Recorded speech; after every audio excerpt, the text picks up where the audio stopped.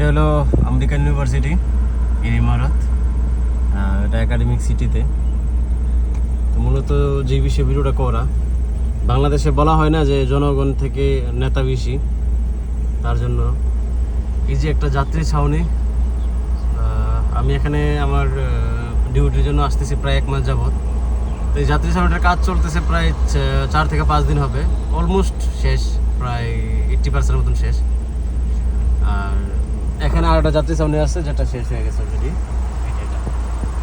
এটা শেষ এবং উদ্বোধন হয়ে গেছে। এই যে দুইটা যাত্রী ছাউনি হচ্ছে, না তো এখানে কোনো নেতার পোস্টার আছে, না তো এখানে কোনো মার্কেটিং আছে, না তো উদ্বোধনে কোনো নেতা আছে।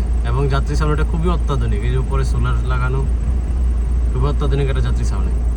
কিন্তু এই যাত্রী ছাউনি উদ্বোধন করার জন্য কেউ নাই।